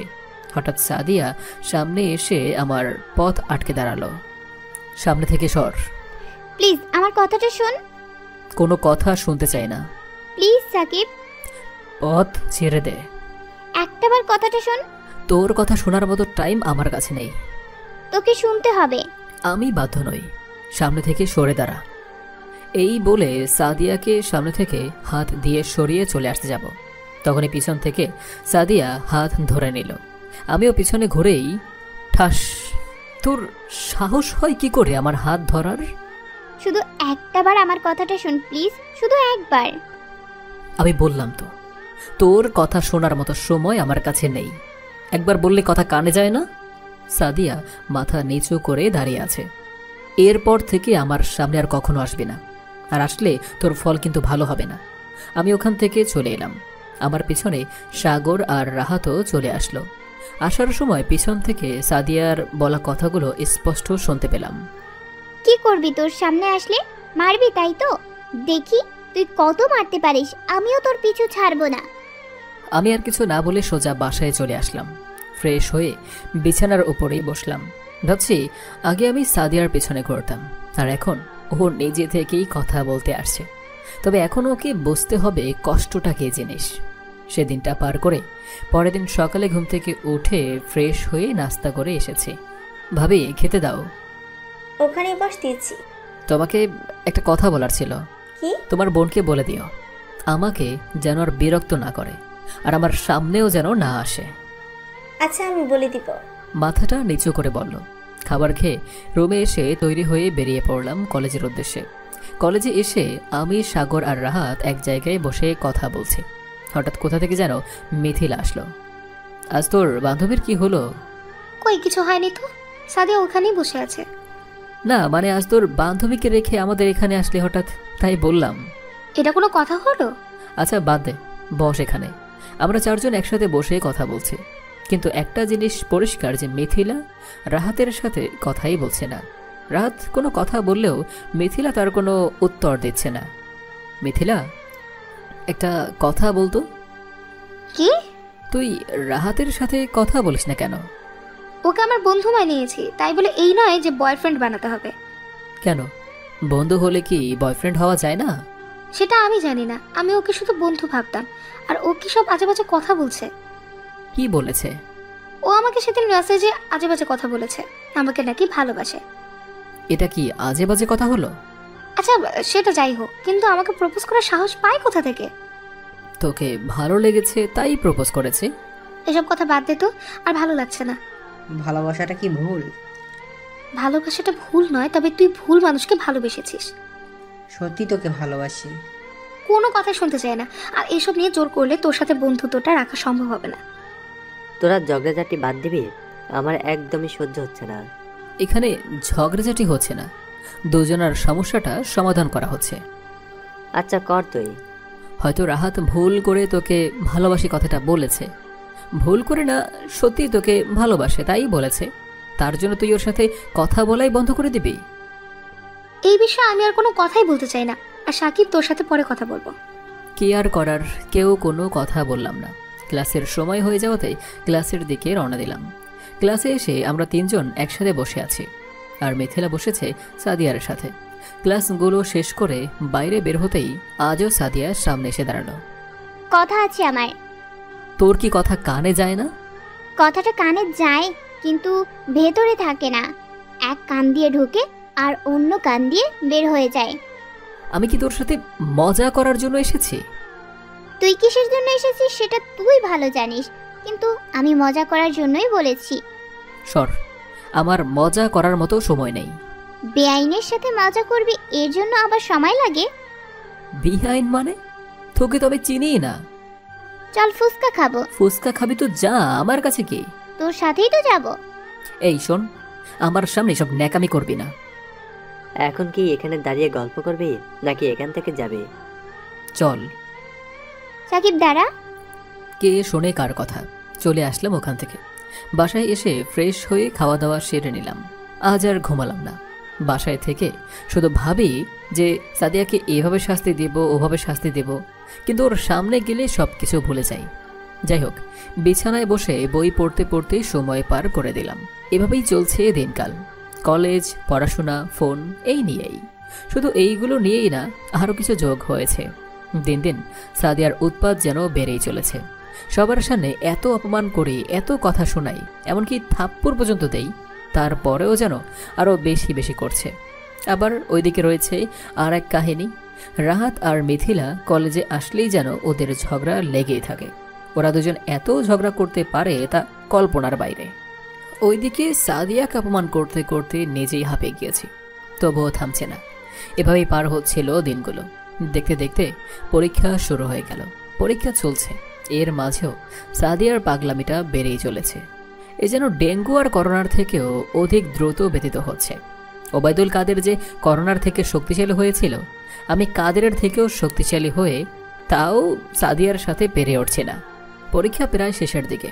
শেষ পরীক্ষার দিনে পরীক্ষা দিয়ে হল থেকে বের হয়েছে। আজকে পরীক্ষা কেমন হলো? আল্লাহর রহমতে ভালোই, সবগুলোই ভালো হয়েছে। দেখতে হবে না বিয়েটা কার? পিছন থেকে এসে বলল, সাগর, আমার বাসায় কাজ আছে। চল, আমারও কাজ আছে। আরে কোথায় যাচ্ছিস? চল আজ কোথাও থেকে ঘুরে আসি। সময় নেই রে, অন্যদিন যাব। আমি কি তোকে বলেছি? আমার কথা মানি সাকিবের কথা। আমি সাকিবের মুখ থেকে শুনতে চাই। ভাই তুই কিছু বল। আমি কোনো কথা না বলে সোজা গেটের দিকে হাঁটা শুরু করলাম। গেটের সামনে এসে পড়লাম আর এক বিপদে। দেখি রাহাত আর মিথিলা এখানেও ঝগড়া করছে। ওই, এখানেও ঝগড়া করছিস? তা কি করব? তোর বন্ধুকে বলতে পারিস না একটু ভালো হতে? ওই, আমি কি খারাপ নাকি? খারাপ না তো, তুই তো লুচ্চা। দেখ, একদম উল্টাপাল্টা কথা বলবি না বলে দিচ্ছি। বললে কি করবি তুই? ওফ, তোরা চুপ করবি? তুই তোর বন্ধুকে চুপ করতে বল। আজ পরীক্ষা হলে বিরক্ত করেছে আমাকে। কোথায় বিরক্ত করেছি? বিরক্ত করিসনি? তাহলে এভাবে ডাকছিলি কেন আমাকে? আস্তে আস্তে আবার শুরু করলি। পরীক্ষাটা শেষ হয়ে গেল, এরপর আবার কবে দেখা হবে তার কোনো ঠিক নেই, আর তোরা ঝগড়া করেই চলেছিস। আমি বুঝেছি, এখন তোদের ঝগড়া থামানোর জন্য কি করতে হবে। এটা বলেই সাগর আর রাহাতের হাত ধরে টানতে টানতে ওখান থেকে নিয়ে চলে আসলাম। নে, এইবার চাইলেও আর ঝগড়া করতে পারবি না। রাহাত, তুই এখন সোজা বাসায় চলে যাবি। আচ্ছা। আর বিকেলে দেখা হচ্ছে আবার। আচ্ছা, বিকালে ফোন দিস। সেদিন বাসায় এসে ফ্রেশ হয়ে খাবার খেয়ে নিলাম। অনেক ক্লান্ত লাগছে। কিছুদিন শরীরের ওপর দিয়ে অনেক দখল গিয়েছে। পরীক্ষার মধ্যে রাত জেগে পড়া, ঠিকমতো না ঘুমানো, রুমে এসে বিছানায় গা এলিয়ে দিতেই রাজ্যের ঘুম চোখে হুমড়ে দিয়ে পড়ল। ঘুম থেকে উঠে সাগরকে ফোন দিয়ে স্কুল মাঠে চলে আসতে বললাম। তারপর সেদিন বিকেলটা বেশ মজার কাটল। এর মাঝেই 2 দিন পার হয়ে গেল। দুপুরে খাওয়া দাওয়া করে সবাই মাত্র সিঁড়ি দিয়ে আমার রুমে আসতে যাব, ঠিক তখনই পিছন থেকে কারো ডাক পড়ল। তাকিয়ে দেখি সাদিয়া হাজির। আমি ওখানে দাঁড়িয়ে না থেকে সোজা আমার রুমে চলে এলাম। একদিক থেকে বিরক্তও লাগছে সাদিয়া আসাতে, আবার অন্যদিক দিয়ে মনের মাঝে একটা অদ্ভুত শান্তি অনুভব হচ্ছে। রুমে এসে চুপচাপ ঘুমিয়ে গেলাম। ঘুম ভাঙল রাহাতের ফোনের আওয়াজে। এখন স্কুল মাঠে যেতে হবে। তারপর উঠে ফ্রেশ হয়ে নিচে আসলাম। দেখি ভাবি আর সাদিয়া সোফায় বসে টিভি দেখছে। আমি কোনো কথা না বলে ওদের সামনে দিয়েই বাইরে আসার জন্য দরজার কাছে এসেছি। কোথায় যাস? বাইরে। আসবি কখন? সঠিক জানি না। একটু দ্রুত আসিস। চেষ্টা করব। আমি দরজা খুলে সোজা বাইরে চলে আসলাম। হাঁটতে হাঁটতে আসলাম স্কুল মাঠে। সাগর আর রাহাত আগে থেকেই বসে আছে। আমিও ওদের পাশে গিয়ে বসলাম। কখন এসেছিস তোরা? এখানে আসার সময় তোকে ফোন দিয়েছিলাম। ও আমাদের বাসায় আমার আর এক ঝামেলা এসে উঠেছে। কিসের ঝামেলা? কে এসেছে? সাদিয়া। কখন? দুপুরের দিকে। ও। কিরে রাহাত, চুপ করে আছিস কেন? চুপচাপ বসে আছিস? কোথায় চুপচাপ? কোনো কথা বলছিস না? কি বলবো? তাহলে কি এখানে চুপচাপ বসে থাকবি? একটা কথা বলা ছিল। কি? আমি ভেবেছি মিথিলার সাথে আর কথা বলবো না, মানে ঝগড়াঝাটি আর করব না। সেটা তো ভালো কথা। ওর সামনে যাব না। কেন রে, তোর আবার কি হলো হঠাৎ? ও তো আমাকে পছন্দই করে না, সহ্য করতে পারে না। তাহলে শুধু শুধু ওর পিছনে ঘুরে কি হবে? তাহলে এখনই হাল ছেড়ে দিবি? আর কি করব বল, এভাবে আর ভালো লাগে না। তুই ওকে আবার বলে দেখ। থাক, আর বলতে হবে না, যা হবার তাই হবে। দেখ কোনটা ভালো হয়। তবে আমি আর একবার মিথিলাকে বলে দেখি। থাক, শুধু শুধু ঝামেলা বাড়িয়ে লাভ নেই। আমি আর কথা বাড়ালাম না। আরও কিছুক্ষণ ওদের সাথে বসে থেকে সন্ধ্যার আগেই বাসায় চলে এলাম। বাসার সামনে এসে কলিং বেল দিতেই আম্মু এসে দরজা খুলে দিল। সোজা আমার রুমে চলে গেলাম। দেখি সাদিয়া আমার রুমে। তুই এখানে কি করছিস? হঠাৎ বলাতে সাদিয়া একটু চমকে উঠল। না কিছু না, এমনি আসছিলাম দেখতে। আমার রুমে দেখার মতো কিছুই নেই, যা বাইরে যা। একটু ভালো করে বললেই তো হতো। আমি ভালো করে বলতে পারি না। ভালো করে বলতে পারিস না নাকি বলিস না? সেটা তোকে জানতে হবে না, তুই যা এখন। আরে যাচ্ছি যাচ্ছি। ভাব, আমার সাথে কখনো মজা করতে আসবে না। তাহলে কি অন্য কিছু করতে আসবো? মানে? মানে কিছু না। তুই যাবি এখান থেকে নাকি? আরে যাচ্ছি, আবার রাতে আসবো। রাতে আসবি মানে? সেটা পরে বুঝবি, এখন গেলাম। যা ভাগ। সাদিয়া চলে গেল। আমি ফ্রেশ হয়ে বিছানার ওপর বসলাম। কি করব এখন? পড়ালেখা নেই, কতক্ষণ মোবাইল চেপা যায়। তবু কিছুক্ষণ ফোনটা ঘাটাঘাটি করলাম। একটু পর ভাবি ডেকে গেল খাবার খাওয়ার জন্য। আমি উঠে নিচে এলাম। মোটামুটি সবাই বসে আছে। আমি গিয়ে একপাশে একটা চেয়ার টেনে বসলাম। সবাই একসাথে খাবার শুরু করলাম। হঠাৎ সাদিয়ার ওপর চোখ পড়তেই দেখি তাকিয়ে আছে। আমি ভ্রু কোচকে তাকিয়ে আবার নিজের প্লেটের দিকে তাকিয়ে খেতে শুরু করলাম। খাওয়া শেষ করে ওখানে আর না থেকে সোজাসুজি রুমে চলে গেলাম। রুমে এসে আবারও ফোন ঘাটাঘাটি করছি। হঠাৎ মনে হলো দরজার কাছে কেউ আছে। তাকিয়ে দেখি কেউ তো নেই। তাহলে কি ভুল মনে হলো? যাই হোক, সেদিকে খেয়াল না করে ফোন চাপতে চাপতে সেদিনের মতো ঘুমিয়ে গেলাম। পরের দিন সকালে ঘুম থাকা অবস্থায় মুখে কয়েকটা ফোঁটা পানি পড়তেই ঘুমটা ভেঙে গেল। মেজাজটা চরম আকারে বিগড়ে গেল। তাকিয়ে দেখি সাদিয়া।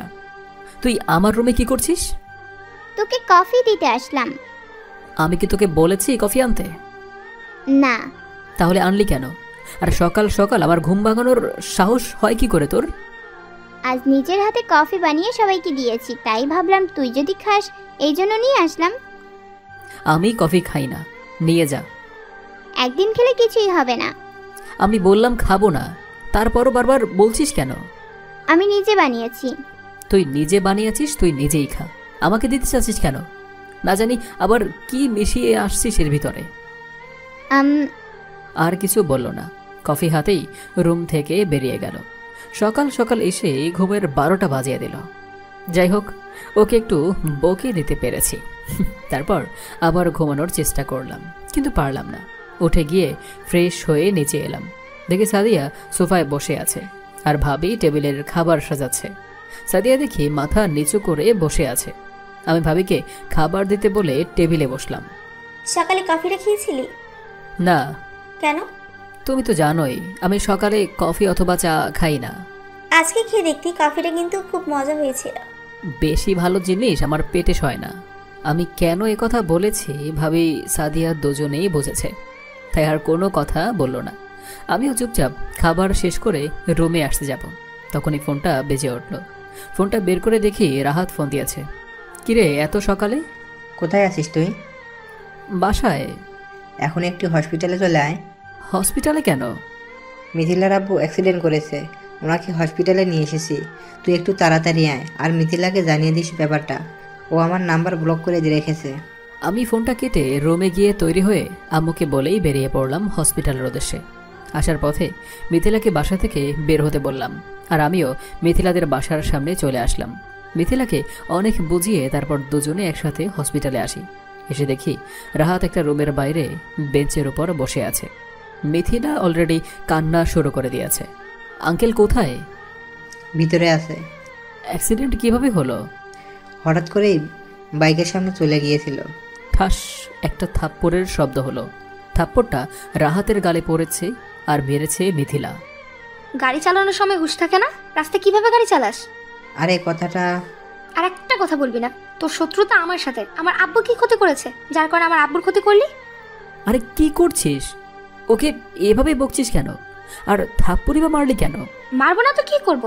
আমার আব্বুর যদি কিছু হয় তাহলে ওকে কিন্তু ছেড়ে দেবো না, পুলিশে দিয়ে দেবো ওকে। আর এটাও বলে দে যে জীবনে যেন আমার সামনে না আসে।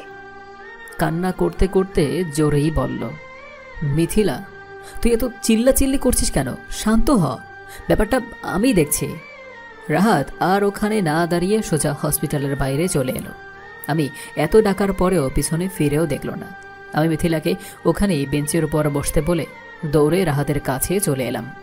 কোথায় যাচ্ছিস? দাঁড়া। বল। ওর চোখে পানি টলমল করছে। কোথায় যাচ্ছিস? বাসায় যাব। কি হয়েছে সঠিক বল তো আমাকে। আমি সকালে উঠে বাজারে যাচ্ছিলাম, আঙ্কেল হয়তো বাজারে এসেছিল। রাস্তা পার হবার সময় হঠাৎ একটা বাইক এসে আঙ্কেলকে ধাক্কা দিয়ে চলে যায়। পড়ে গিয়ে অনেক আঘাত পায়, অবস্থা খারাপ দেখে সাথে সাথে হসপিটালে নিয়ে এসে। ও, তাহলে অন্য কারোর বাইকে অ্যাক্সিডেন্ট করেছে আর মিথিলা মনে করেছে তোর বাইকে। আচ্ছা, মিথিলাকে সব বুঝিয়ে বলবো, এখন চল। তারপর অনেক জোরাজোরি করে রাহাতকে আবার হসপিটালের ভিতরে নিয়ে এলাম। রাহাতকে দেখেই মিথিলা আবার উঠে দাঁড়ালো। তুই আবার এসেছিস? মিথিলা, তুই চুপ করে বস তো। হঠাৎ দেখি মিথিলার আম্মু কান্না করতে করতে হাজির। তোর আম্মুকে বলতে নিষেধ করেছিলাম। আম্মুকে না জানালে কি হতো? আমি বলেছিলাম পরে জানাতে। এখন তোর আম্মুকে সামলা। নিজেই কান্না করতে করতে অস্থির, আবার আরেকজন। গিয়ে মিথিলার আম্মুকে বুঝিয়ে সুঝিয়ে ওখানেই বেঞ্চে বসালাম। তারপর সবাই চুপচাপ। একটু পর নার্স এসে বলল এখন রোগী বিপদমুক্ত, আর জ্ঞান ফিরলে আমাদের জানাবে। তাহলে আমি বাসায় চলে যাই? এখনই যাবে নাকি? তাহলে আর কি করব, বাসায় যেতে হবে। আর একটু পর একসাথে যাই। তুই থাক, আমি বাজার করতে এসে এখানে ফেঁসে গেছি। যদিও বাসায় ফোন করে বলে দিয়েছি ব্যাপারটা, তবু আর দেরি করা যাবে না। বাজার নিয়ে বাসায় ফিরতে হবে। আচ্ছা যা তাহলে। আঙ্কেলের জ্ঞান ফিরলে একটু জানাস, আমি আবার আসবো। আচ্ছা। রাহাত চলে গেল।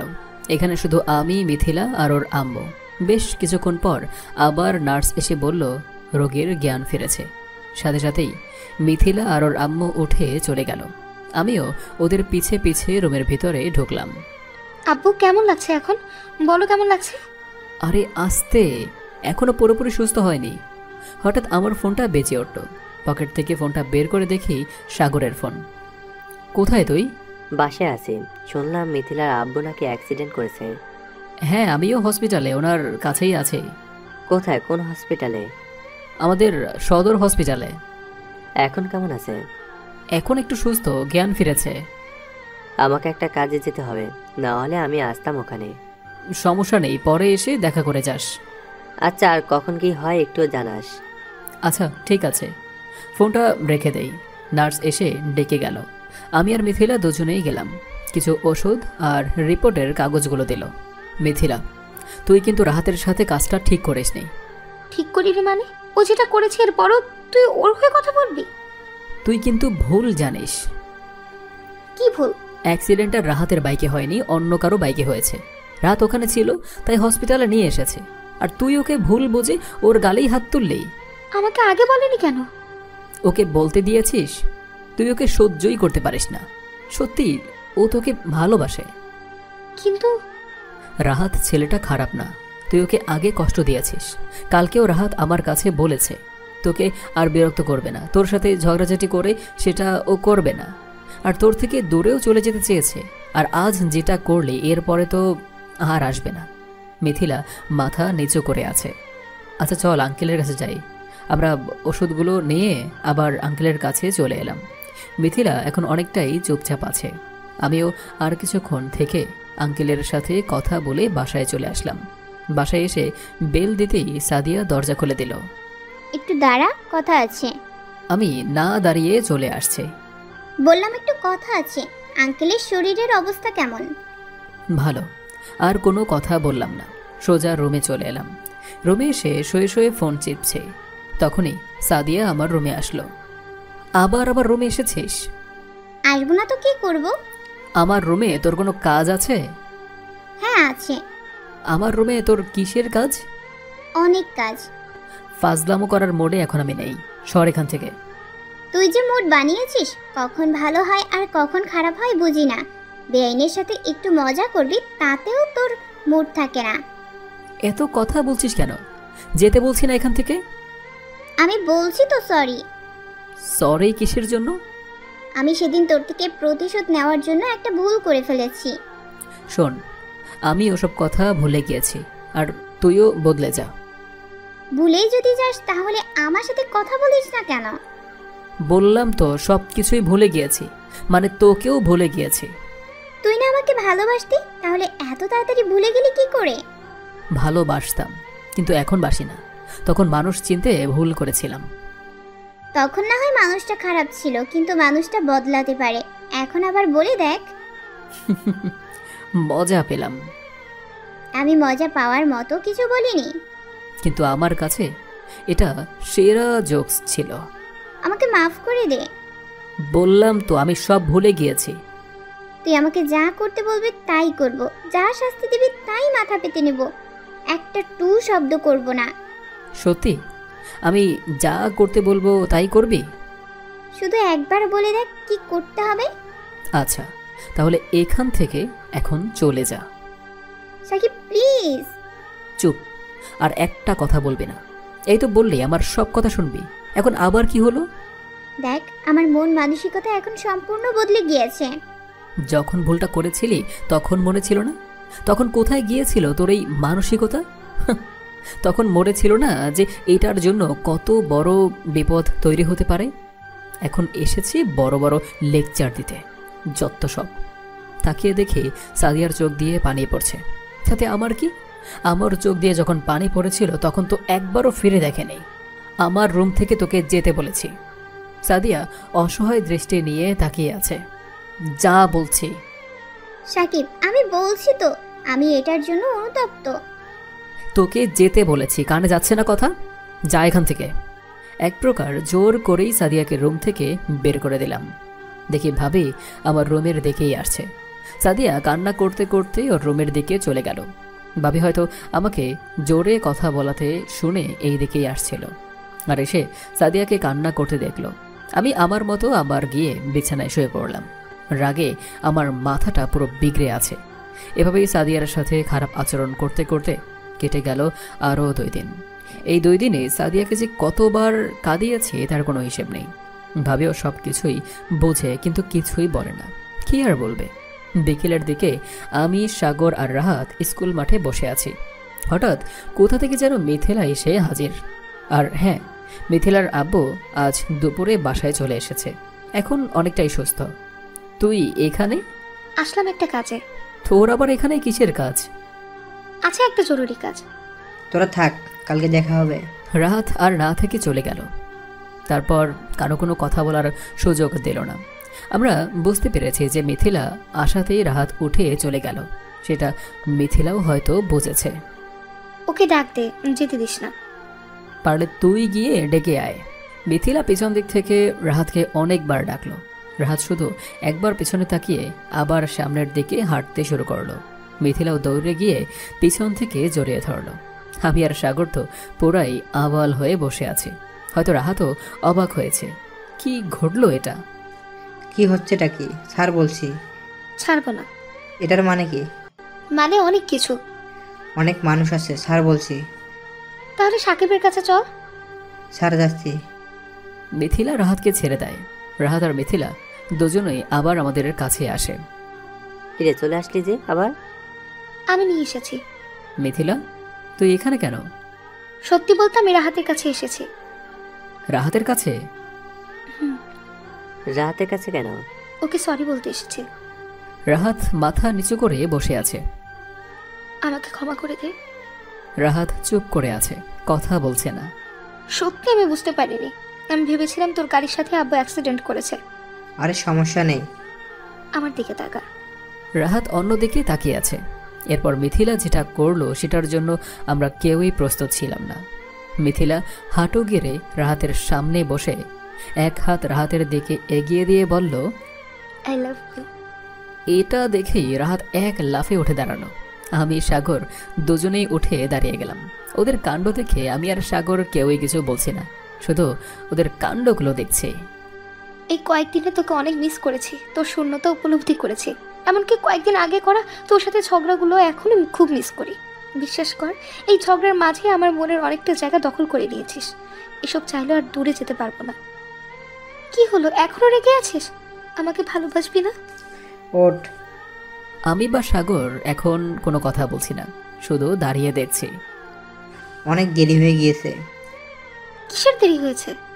আমার কাছে আসতে দেরি করে ফেলেছিস। কোথায় দেরি করলাম?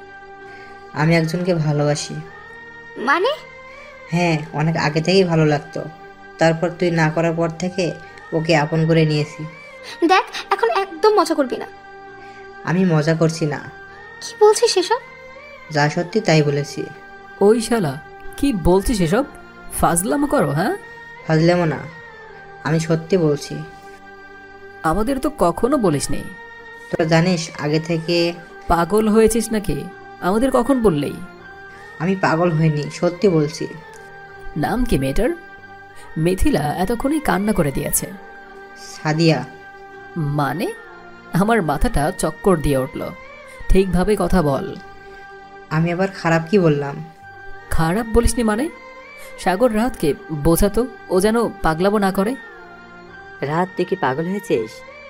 একদমই না, শুধু আমি না, সাদিয়াও আমাকে বলেছে। আর দাঁড়িয়ে থাকতে পারলাম না, গিয়ে রাহাতের কলার ধরে বললাম, এই কি বলছিস এসব? কি বলছিস সাদিয়া তোকে? কি বলছে বল। কি করছিস? ওকে বলতে বল, সাদিয়া কি বলেছে? বলেছে ভালোবাসে। না, এরকম কিছুই বলেনি তোকে, তুই মিথ্যা বলছিস।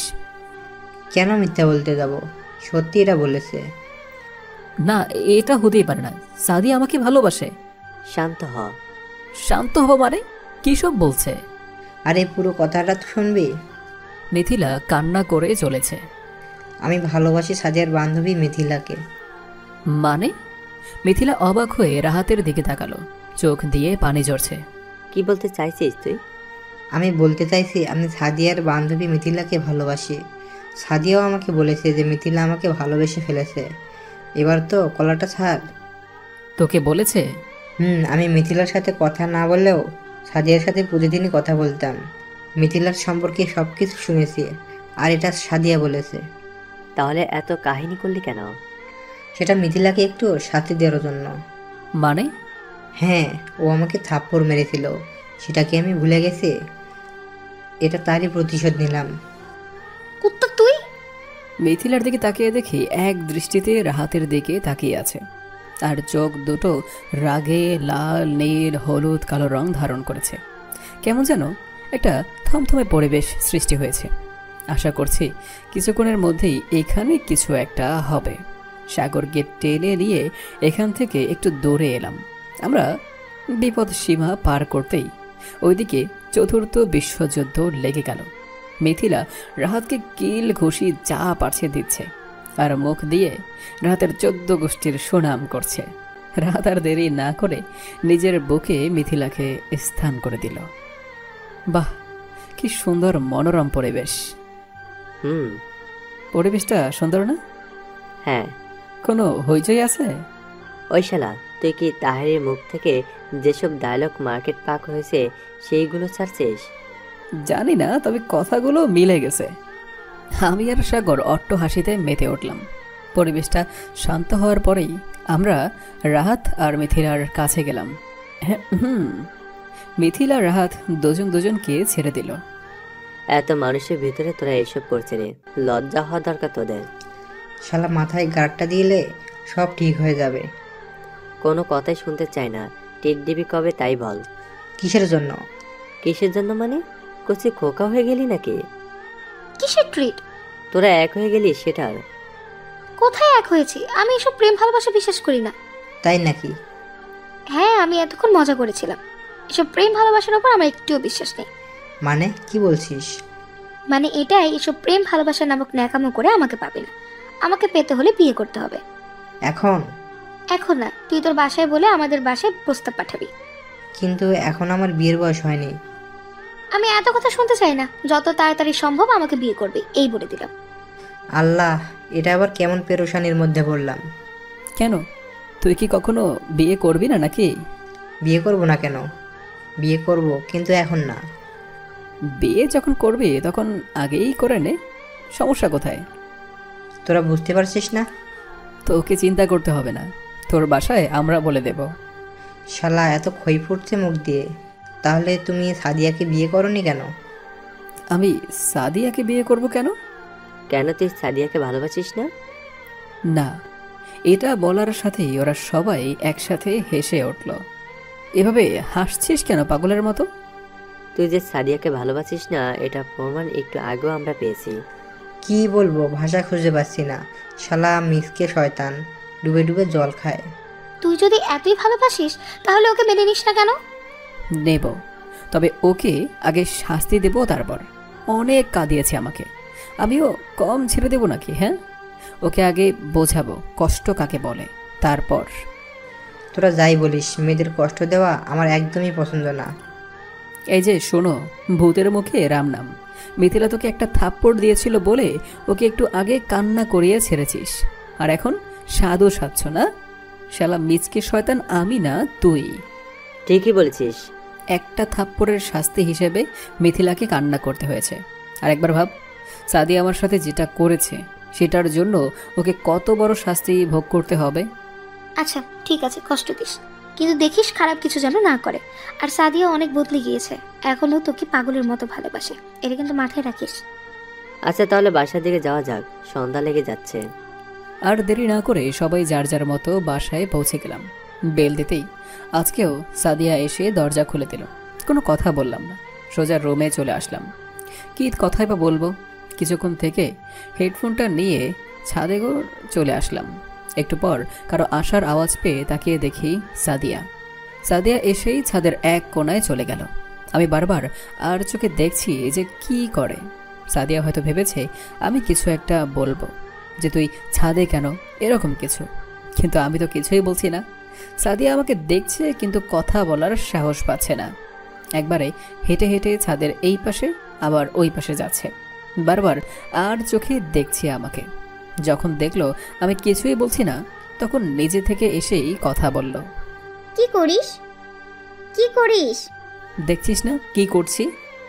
এই তো কথা ফুটেছে, তোর সাথে কথা আছে। আমার শোনার ইচ্ছা নেই। আচ্ছা আমি কি করলে আমাকে ক্ষমা করবি? তুই এখান থেকে গেলে। মিথ্যা বলবি না। তোর কোনো কাজ আছে এখানে? আছে তো, তোর সাথে কথা বলা। তুই কি সবসময় মজা করার জন্যই আসিস? না, আমি মজা করার জন্য আসি না। তোর সাথে কথা বলার কোনো ইচ্ছা বা শোনার কোনো ইচ্ছা আমার নেই। জানি তো এখন অন্য কাউকে পেয়ে গেছিস। কি বলতে চাচ্ছিস তুই? যেটা বললাম সেটাই। তুই এখানে বকবক করতে আসছিস? যেটা মনে করিস। তুই যদি এখানে থাকতে চাস তাহলে চুপ করে থাকবি, আর না হলে ছাদ থেকে নেমে যাবে। তোদের ছাদ তোরা ইচ্ছা করলে নামিয়েও দিতে পারিস। চুপ করবি তুই? তুই এরকম করিস কেন? তাতে তোর কি? আমার অনেক কিছু। আমি কিছুক্ষণ সাদিয়ার দিকে তাকিয়ে থেকে চুপ হয়ে গেলাম, আর কিছুই বললাম না। মেয়েটার নাম কি? কোন মেয়েটা? এখন যার সাথে রিলেশনে আছিস? এসব আজাইরা কথা শোনার টাইম আমার নেই, তুই যা এখান থেকে। বল না দেখতে কেমন, আমার থেকেও সুন্দর তাই না? আজাইরা কথা বলা বন্ধ করবি? হ্যাঁ, এসব তোর কাছে আজাইরা কথা মনে হচ্ছে? তা নয় তো কি। বল না আমাকে, আমাকে বললে সমস্যা কোথায়? এবার কিন্তু বেশি হয়ে যাচ্ছে। তুই কি আমাকে সত্যি ভুলে গেছিস? তোকে মনে রাখার মতো কি আছে? আমি সত্যি অনেক বড় একটা অন্যায় করে ফেলেছি, কিন্তু এখন তো আমি সেটার জন্য অনুতপ্ত। তোর অনুতপ্তের গোষ্ঠী কেলাই, তুই যাবি এখান থেকে? না, যাব না। তোকে কিন্তু ধাক্কা দিয়ে নিচে ফেলে দেব। আমি কি মানা করেছি? তুই যদি মনে করে থাকিস এইটাই আমি উপযুক্ত শাস্তি পাবো, তাহলে এটাই কর। তোর মতো মেয়ের সাথে কথা বলাই ভুল হয়েছে। হয়তো আমি খারাপ, একটু বেশিই খারাপ, কিন্তু আমি খারাপ থাকা অবস্থায় যেইটুকু ভালোবেসেছিলি এখন একটু ভালোবেসে দেখ। এক ভুল বারবার করতে চাই না। আমাকে একটা সুযোগ দে প্লিজ। তোর সব ফালতু কথা শোনার সময় নেই আমার, থাক তুই, আমি চলে যাচ্ছি। এই বলে আমি ছাদ থেকে নেমে আসতে যাব, তখনই সাদিয়া পিছন থেকে এসে জড়িয়ে ধরলো। আমাকে রেখে কোথাও যাস না প্লিজ, থাকতে পারবো না তোকে ছাড়া। আমাকে ছাড় প্লিজ, আরেকটা সুযোগ দে, আমি প্রমাণ করে দেব কতটা ভালোবাসি তোকে। ছাড়তে বলেছে কিন্তু আমাকে। সত্যি থাকতে পারবো না তোকে ছাড়া, অনেক ভালোবাসি, অনেক। ছাড় আমাকে। এই বলে এক ঝটকায় সাদিয়ার থেকে নিজেকে ছাড়িয়ে নিলাম। জোরে ধাক্কা দেওয়াতে সাদিয়া নিজেকে সামলাতে না পারে ছাদের সিঁড়ির দেওয়ালের সাথে ধাক্কা লেগে যায়। আঘাত পেয়েছে হয়তো। সাদিয়াকে এভাবে আঘাত পেতে দেখলে নিজের মনের মাঝে একটা ধাক করে উঠল। ওর কাছে যেতে গিয়েও গেলাম না। তোকে একবার বলেছিলাম আমাকে স্পর্শ করবে না, তারপরেও কেন? তুই আমাকে যা পারিস তাই কর, তবুও ছেড়ে যাস না। তুই আমার সামনে আসবি না।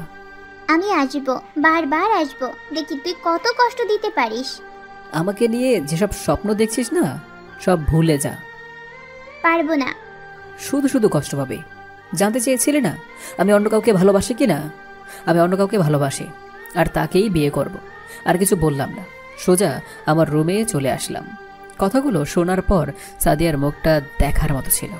এতদিন মনে হচ্ছে কষ্টটা কী জিনিস সেটা সাদিয়াকে একটু হলেও বোঝাতে পেরেছি। রুমে এসে শুয়ে আছি, ওদিকে সাদিয়া কান্না করতে করতে রুমে চলে যায়। রাতে ভাবি সাদিয়াকে খাবার জন্য ডাকতে গিয়ে দেখে শুয়ে শুয়ে কান্না করছে। কান্না করার কারণটা হয়তো ভাবি বুঝতে পেরেছে। ভাবি সাদিয়াকে অনেক বুঝিয়ে খাবার খাওয়ার জন্য নিচে নিয়ে আসলো। আমিও খাওয়ার জন্য এসেছি। সবাই যার যার মতোই খাচ্ছি। সাদিয়ার দিকে তাকিয়ে দেখি মাথা নিচু করে শুধু ভাত নাড়াচাড়ি করছে। কি ব্যাপার সাদিয়া, তুমি খাচ্ছ না কেন? এই তো খাচ্ছি। আম্মু, একটা কথা বলার ছিল। কি কথা? সাদিয়া আর ভাবি আমার দিকে এক দৃষ্টিতে তাকিয়ে আছে। ওরা ভেবেছে আমি সাদিয়াকে নিয়ে হয়তো আম্মুকে কিছু বলবো। আমি কাল আপুদের বাসায় যাব। হঠাৎ আপুদের বাসায়? আগে তো যেতে বললো, যাইতি না? এমনি অনেকদিন যাওয়া হয় না, তাই ভাবলাম এখন কলেজ নাই, একটু ঘুরে আসি। আচ্ছা যাস, কখন যাবে? এই তো কালকে সকালে রওনা দেব ভাবছি। আচ্ছা ঠিক আছে, আমি তোর আব্বুকে বলে রাখবো। আচ্ছা ঠিক আছে। আমি আবারও খাওয়ায় মনোযোগ দিলাম, কিন্তু সাদিয়ার দিকে চোখ পড়তে দেখি খাওয়া বাদ দিয়ে আমার দিকে তাকিয়ে আছে, আর চোখে পানি টলমল করছে। ওর আবার কি হলো বুঝলাম না। আমি চুপচাপ খাবার শেষ করে রুমে চলে আসলাম। রুমে এসে আপুকে ফোন দিয়ে জানিয়ে দিলাম। আপুর সাথে কথা বলার সময় ভাবি আসলো আমার রুমে। কথা বলা শেষ করে ফোনটা কেটে দিয়ে ভাবির দিকে তাকাই। ভাবি তুমি? আসলাম। বসো এখানে, কিছু বলবে? না, কি বলবো? কাল কখন যাবি? খাবার টেবিলে তো বললামই সকালে যাব। ও হয়তো খেয়াল করেনি। আচ্ছা, তোর কিছু গোছানো লাগবে? না, তেমন কিছু লাগবে না। আর আমি তো বেশি দিন থাকবো না, শুধু অল্প কিছু কাপড় নিলেই হবে। ও। ভাবি আরও কিছুক্ষণ আমার পাশে বসে থেকে চলে গেল। হয়তো অন্য কিছু বলার জন্য এসেছিল, কিন্তু সাহস হয়ে ওঠেনি। আমিও আর যেচে কিছু শুনতে চেলাম না। হয়তো সাদিয়ার ব্যাপারে কিছু শুনতে চেয়েছিল। যাই হোক, আর কিছু না ভেবে ঘুমিয়ে পড়লাম। পরের দিন সকালে ঘুম থেকে উঠে দেখি সাদিয়ার দুইটা মায়াবী চোখ আমার দিকে পলকহীনভাবে তাকিয়ে আছে। এটাই সেই চোখ যার মায়ায় অনেক আগেই জড়িয়েছি, অনেক আগে এই চোখের গভীরে নিজেকে হারিয়েছি। হ্যাঁ, সাদিয়া আমার সামনে, কিন্তু এত সকালে আমার রুমে কেন? আমি মাথাটা একটু উঠিয়ে, তুই এখানে কেন? তুই সত্যি তোর আপুদের বাসায় যাবি? রাতে শুনতে পাসনি? আমার জন্য চলে যাচ্ছিস তাই না? তোর জন্য যাব কেন? আমি তোদের বাসায় এসে রয়েছি, তোকে বিরক্ত করছি, এই জন্য আমার থেকে মুক্তি পাওয়ার জন্য তোর আপুদের বাসায় চলে যাচ্ছিস? তুই যেটা মনে করিস। আমাকে কি আর একটাবার সুযোগ দেয়া যায় না? সকাল সকাল মেজাজটা খারাপ করিস না, যা রুমে যা। আমি কি এতটাই খারাপ হয়ে গিয়েছি? তুই যাবি এখান থেকে? না গেলে কি করবি? থাপ্পড় দিয়ে দাঁত ফেলে দেব। দে না দে, এতে যদি তোর কষ্টটা একটু কমে তাহলে তাই দে। আমার হাতটা টেনে নিয়ে ওর মুখে আঘাত করছে বারবার।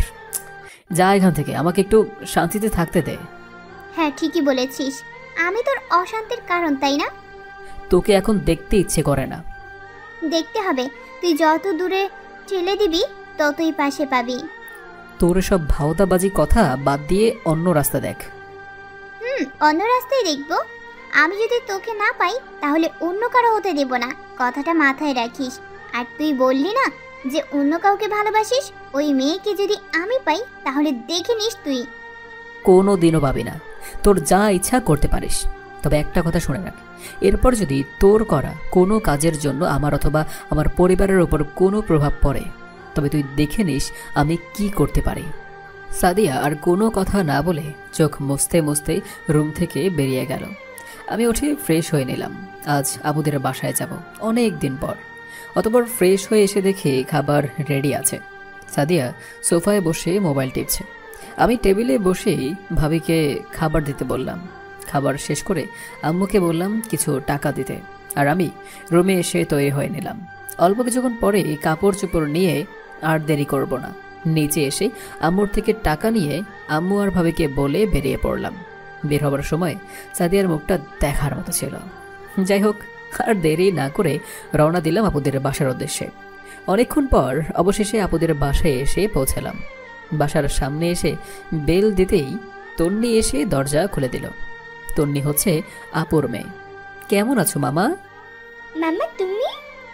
আমি তো তোমাকে চিনতে পারছি না। তাই নাকি? তুমি তো অনেক বড় হয়ে গেছো। তোমার আম্মু কোথায়? আম্মু তো রান্নাঘরে, ভেতরে এসো। কে এসেছে? মামা এসেছে। কেমন আছিস আপু? ভালোই আছি, তুই কেমন আছিস? এই তো চলছে কোনো রকম। তোকে তো চিনতেই পারছি না, তুই এত সুন্দর হলি কবে? কোথায় সুন্দর হয়েছে? এখন তো বলবি।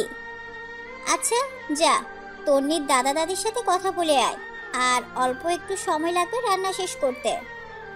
কোথায় ওনারা? ছাদে আছে, চলো আমি নিয়ে যাচ্ছি। আচ্ছা, আর দুলাভাই কোথায়?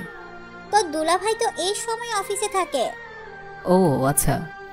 আপু চলে গেল, আমিও তন্নির সাথে কথা বলতে বলতে ছাদে চলে গেলাম। এসে দেখি তো তন্নির দাদা দাদি একসাথে বসে আছে। আমি ওনাদের সাথে বসে কথা বলছি। হঠাৎ পাশের একটা ছাদ থেকে একটা মেয়ে তন্নিকে ডাক দিল। পাশের বাসাটা হচ্ছে দোলাভাইয়ের চাচুদের। দুইটা বাসা একসাথেই লাগানো, শুধু মাঝখান থেকে দেয়া একটা ছোট্ট দেওয়াল। কিন্তু এই মেয়েটাকে তো আমি চিনি, ওর নাম যতদূর মনে পড়ে রাইসা, আমার দোলাভাইয়ের চাচাতো বোন। যাই হোক, আমি আমার মতো ওনাদের সাথে কথা বলছি। ওইদিকে তন্নি ওই মেয়েটার কাছে, ওইটা কে রে তোদের বাসায় এসেছে? আমার মামা। তোর মামা? আগে তো দেখিনি। আগে দেখছো কিন্তু চিনতে পারছো না। দেখে থাকলে চিনবো না কেন? এটা হচ্ছে সাকিব মামা। সাকিব মানে? ও এত মোটা হলো কবে? এতদিনে হয়েছে। যা, আমি দুপুরে তোদের বাসায় যাব। কেন? কাজ আছে তাই। আমি জানি তো কি কাজ। কি কাজ? বলা যাবে না। তারপর তন্নি আবার আমাদের কাছে চলে আসলো। আমিও ওর দাদা দাদিকে বলে নিচে চলে আসলাম। নিচে আসতেই আপু তন্নিকে বলল আমাকে রুমে নিয়ে যেতে। তন্নি একটা রুম দেখিয়ে দিল। আমি রুমে এসে ফ্রেশ হয়ে বিছানায় শরীরটা এলিয়ে দিলাম। কিছুক্ষণ রুমেই পার হয়ে গেল। সাদিয়ার কথা মাথায় ঘোরপাক খাচ্ছে, আবার কখন কি করে বসে তা আল্লাহই জানে। আমি রুম থেকে বের হলাম না। দুপুরে আপু আসলো খাবার খাওয়ার জন্য ডাকতে। আমিও নিচে গিয়ে দেখি সবাই আছে, শুধু দোলাভাই বাদে। তন্নি আর রাইসা সোফায় বসে টিভি দেখছে। আমি গিয়ে টেবিলে বসলাম। আপু খাবার বেড়ে দিচ্ছে। এত খাবার? কোথায় এত খাবার? তন্নি খেয়েছে? না। মামা আসো, খেয়ে যাও। আচ্ছা মামা। রাইসা তুইও আয়, খেতে বস। তোমরাই খাও। তোমার ভাইও তো শুধু তন্নিকেই ডাকলো, আমাকে বললো না। আমি কি সব খেয়ে নিতাম নাকি? আমার ভাই না বললে আসা যাবে না নাকি? আমি কিছু বলছি না, শুধু চুপচাপ শুনে যাচ্ছি। সবাই একসাথে খেতে শুরু করলাম। খাওয়া শেষে আমি উঠে হাত ধুয়ে সোফাতে বসলাম। তারপর রাইসার সাথে এক কথায় দুই কথায় বেশ ভালোই আড্ডায় মেতে উঠল। বিকেলেও একসাথে ঘুরতে গিয়েছিলাম। এভাবেই চলছিল দিনগুলো। রাইসার সাথে বেশ ভালোই বন্ধুত্ব হয়ে গিয়েছে। আগে যখন আসতাম তখন এত কথা বলতো না আমার সাথে, কিন্তু এবার বেশ ভালোই কথা বলছে। আসলে সবাই সবসময় ভালোটাই খোঁজে। যতই বলুক যে আমার কালো মেয়ে বা কালো ছেলে পছন্দ, কালো ছেলে বা মেয়ের মন অনেক ভালো হয়, কিন্তু মনে মনে তারা রাজপুত্র আর রাজকন্যাই খোঁজে। হাতে গোনা কয়েকজন লোক পাওয়া যাবে হয়তো, এরা যারা বিপরীত। এভাবেই পার হয়ে গেল কয়েকটা দিন। আজ বাসায় যাচ্ছি। এই কয়েকদিন বেশ আনন্দেই কেটেছে। এই আনন্দের মাঝেও সাদিয়ার বলা কথাটা ফেলতে পারেনি মাথা থেকে।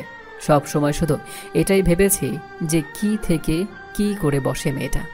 সবার থেকে বিদায় নিয়ে নিজের বাসার উদ্দেশ্যে রওনা দিলাম। বেশ খানিকটা সময় লেগে গেল বাসায় আসতে। এতদিনে হয়তো সাদিয়া বাসায় চলে গিয়েছে।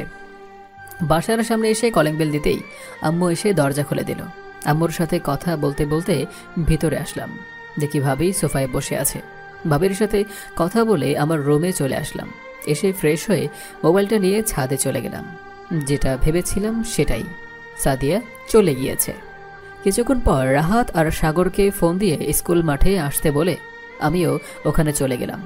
ওদের সাথে আড্ডা দিয়ে বাসায় ফিরে এলাম। এভাবেই আরও 2টা দিন পার হয়ে গেল।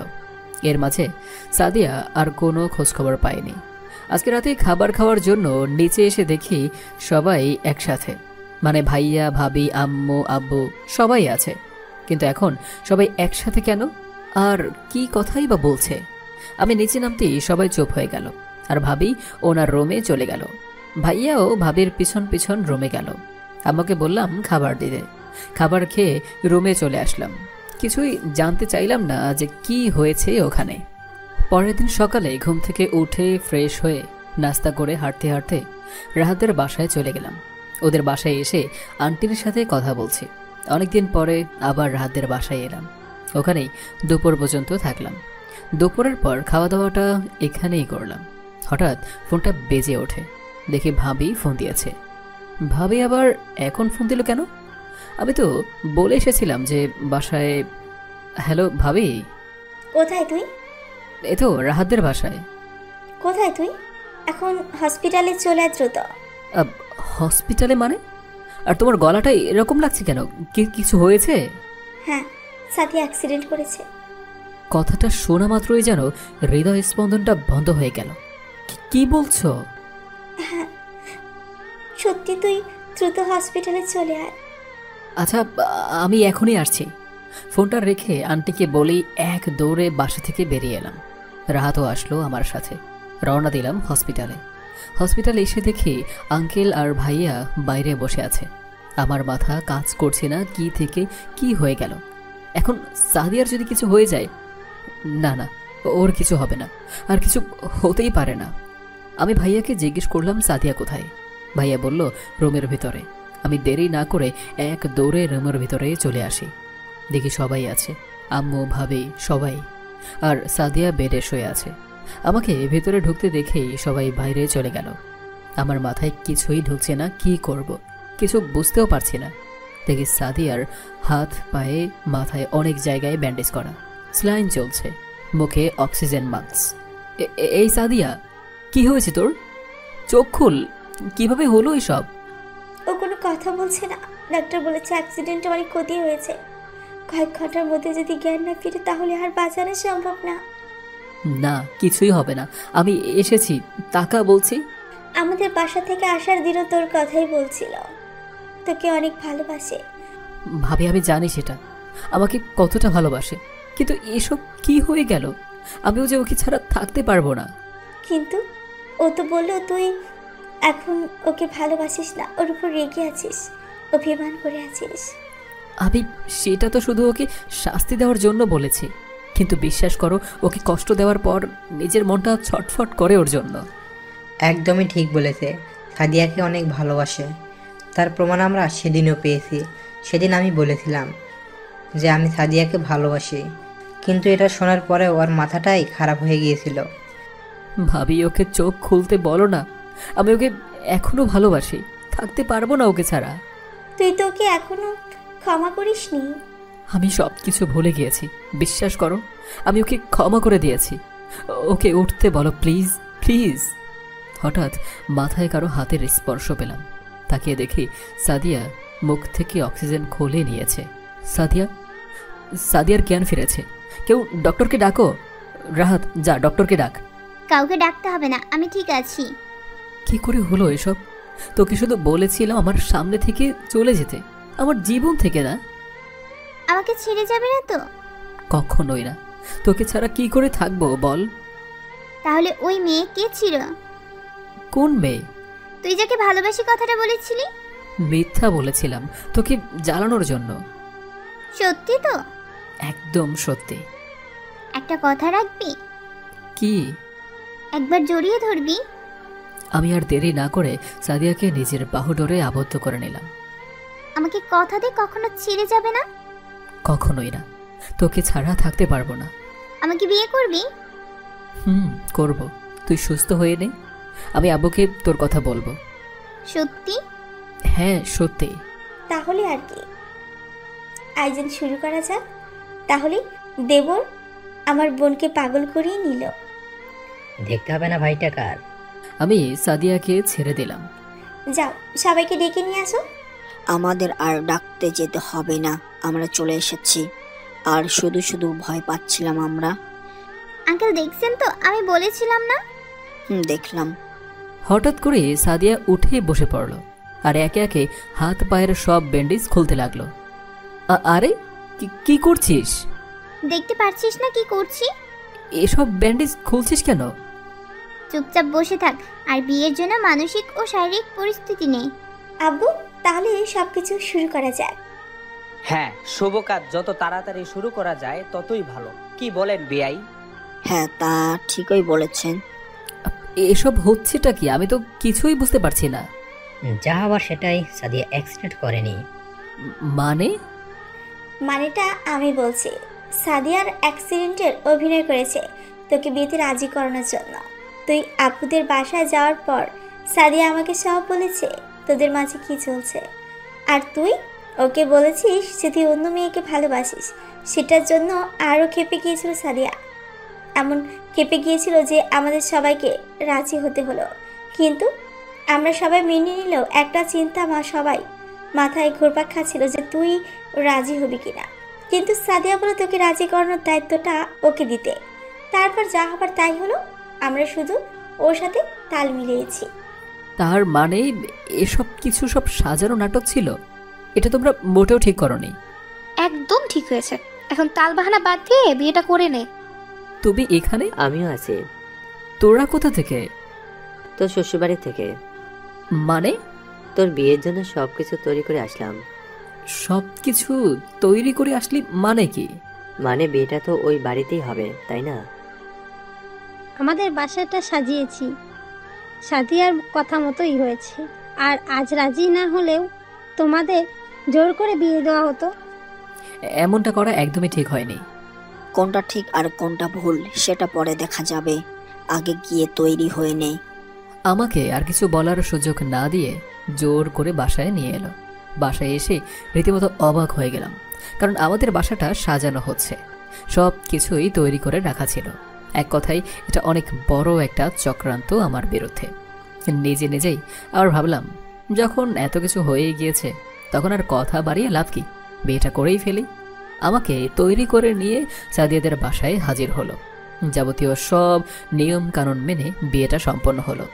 ঝামেলা মিটিয়ে সাদিয়াকে নিয়ে আমাদের বাসায় চলে গেলাম। রাতে সাগর আর রাহাতের সাথে সাদে বসে কথা বলছে। তোর ব্যাপারটা হয়তো ক্লিয়ার হয়ে গেল, এখন আমরা কি করব? তুইও মিথিলাকে বলে একটা প্ল্যান করে তোর আর ওর বাসায় লোকজনকে রাজি করিয়ে নে। শালা, এটা যদি সব জায়গায় খাটতো তাহলে তো হয়ে যেত। তোরা প্ল্যান করে করি বিয়ে কর, আর আমি প্ল্যান করি কিভাবে সিঙ্গেল থাকা যায়। আচ্ছা হয়েছে, অনেক রাত হয়ে গেল, এখন যাওয়া যাক। তোমার তো আর তর্স হয়েছে না, এখন তো যাবেই। তোদের হোক, তোরাও বুঝতে পারবে। আচ্ছা, আমাদের বাসায় যেতে হবে। আজকে যেতে হবে না, সকালে উঠে চলে যাস। আমরা কাল আবার এসে দেখে যাব যে তুই ঠিক আছিস কিনা। কেন? আমার আবার কি হবে? না মানে দেখা গেল আজ রাতে একটা আশ্চর্য ঘটনা ঘটে গেল। কি? আরে থাক, অত কিছু বোঝা লাগবে না এখন। ওরা দুজন চলে গেল। আমি ওর দেরি না করে নিজের রুমে প্রবেশ করলাম। দরজা লক করে সামনে এগোতেই সাদিয়া এসে সালাম করলো। এত দেরি করলি কেন? সাগরদের সাথে কথা বলছিলাম। আমি কখন থেকে বসে আছি একা একা, আর তুই আসলি এখন? আমি তোর স্বামী, আমাকে তুই করে বলছিস? তুইও তো তুই করেই বলছিস। আচ্ছা, আর তুই তো গাড়ি না করে এখন থেকে তুমি করেই বলবো, তবে আজকের রাতটাই তুই করে বলেই। ঠিক আছে, চল এখন বিছানায়। দাঁড়া, একটা কাজ করে নেই। একটা বালিশ সোফার উপরে ছুঁড়ে ফেলে দিল। আরে কি করছিস? ঘুমাবো কিসে? ওই যে একটা আছে, ওটাতে ঘুমাবি। তাহলে তুই ঘুমাবি কিসে? একটা ব্যবস্থা করে নেব। বুঝলাম না, বালিশ ছাড়া আবার মানুষ ঘুমায় কিভাবে? অত কথা না বলে তোর জায়গায় তুই যা। আচ্ছা যাচ্ছি। গিয়ে বিছানায় গা এলিয়ে দিলাম। এই যে দেখ, আমার ঘুমানোর জায়গা। আমার বুকের ওপর শুয়ে পড়ল। আরে কি করছিস? কাতুকুতু লাগে তো। রিয়েলি? আমাকে আর কষ্ট দিবি না তো? কখনোই না। ছেড়ে যাবি না তো? মৃত্যুর আগ অব্দি না। আচ্ছা তুই থাক, আমি লাইটটা অফ করে আসি। লাইট অফ করবি কেন? তাহলে কি লাইট জ্বালিয়ে ঘুমাবো? থাক না, আজকে না থাকবো না। লাইট বন্ধ করে দিয়ে এসে। আরে আরে কি করছিস? কাতুকুতু লাগে। সব কাতুকুতু আজকে বের করব। সাদিয়া, সত্যি আমার কাতুকুতু লাগছে। আরে এভাবে আমার উপর বসলে তো দম বন্ধ হয়ে যাবে। কিছুই হবে না। আর থাক ভাই, আপনাদের আর কিছু পড়তে হবে না, আমিও আর লিখতে পারবো না। ওরা যাক ওদের কাতকুতুর দেশে, আমরা বাংলাদেশেই ভালো আছি। তবে আপনিও বিয়ে করে জিতে নিতে পারেন কাতকুতু যাওয়ার টিকিট। সিঙ্গেলরা ওখানে সাপোর্ট করে না। একই সাথে রয়েছি দুজন, একই ডোরে বাঁধা দুটি প্রাণ, ছিড়বে না কবুয়ে বাঁধন, আসলে আসুক তুফান।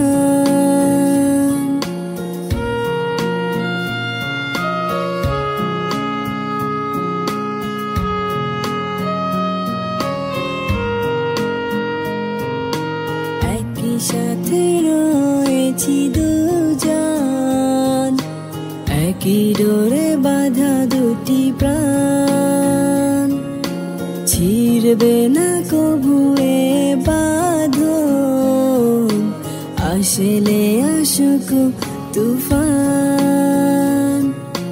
তুমি আমারি বলবো শতবার,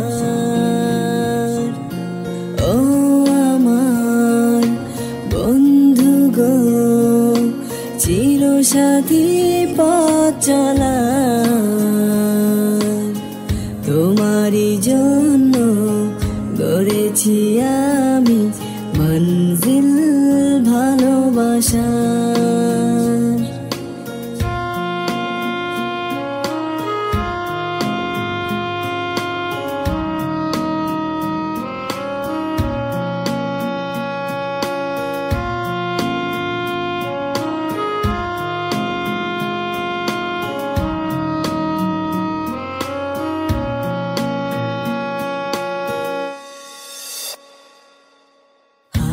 দুটি ধরেছি তোমার, মানব না কোনো বাধায়ার, শুনব না কারো কথা যে আর, মন্দ বলুক সমাজ।